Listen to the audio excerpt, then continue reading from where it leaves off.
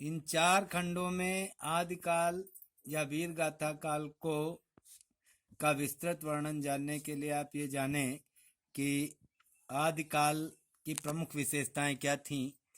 हिंदी पद्य के उत्थान काल हेतु जो प्रथम काल वीर गाथा काल था, इसमें आश्रयदाता राजाओं की प्रशंसा कवि करते थे। सामूहिक राष्ट्रीय भावना का अभाव था। युद्धों का सुंदर और सजीव वर्णन किया जाता था। इस काल में वीर रस एवं श्रृंगार रस की प्रमुख प्रधानता थी। यह 3-4 प्रमुख विशेषताएं इस काल की रही हैं। इन विशेषताओं के साथ साथ इस काल के कुछ प्रमुख कवि, जिनमें दलपति विजय, जिनकी प्रमुख रचना खुमान रासो है। नंबर 2 चंद्रबरदाई, जिनकी प्रमुख रचना पृथ्वीराज रासो है। सारंगधर जी, जिनकी प्रमुख रचना हमीर रासो है। नल्ह सिंह, जिनकी प्रमुख रचना विजयपाल रासो है। जगनिक जी, जिनकी प्रमुख रचना परमाल रासो है। नरपत नाल्ह जी, जिनकी प्रमुख रचना विशल देव रासो है। भट्ट केदार, जिनकी प्रमुख रचना जयचंद्र प्रकाश है। मधुकर जी, जिनकी प्रमुख रचना जय मयंक जसचंद्रिका।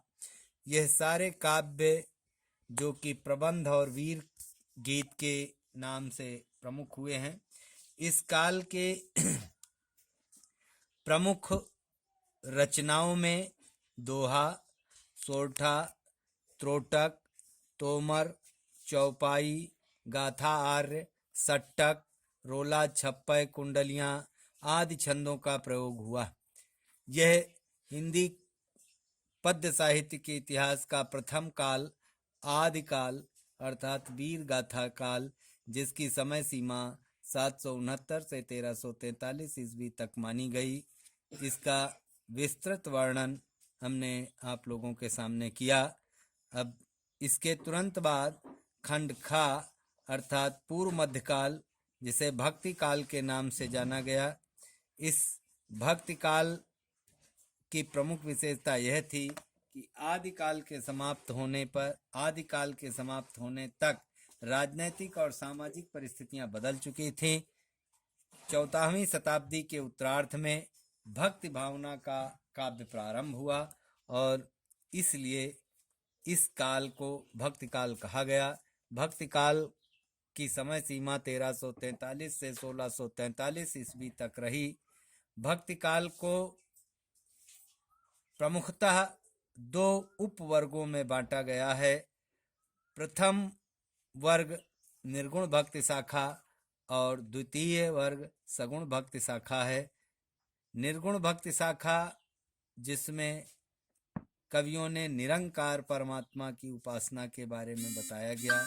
सगुण भक्ति शाखा, जैसा कि पिछले वर्ष मैंने बताया था, सगुण भक्ति शाखा में उन कवियों की बात की गई जिन्होंने सगुण परमात्मा अर्थात उस परमपिता परमेश्वर की उपासना के बारे में बताया, जिसका रूप, रंग, आवरण सब सुनिश्चित है, दिखाई पड़ता है। इसका विस्तृत वर्णन कल के खंड में हम पढ़ाएंगे। आज तक का यह कार्यक्रम यहीं समाप्त करते हैं। आज का यह उपरोक्त कार्य अपनी कॉपी में आप सब लोग पूरी तरह से लिख लें।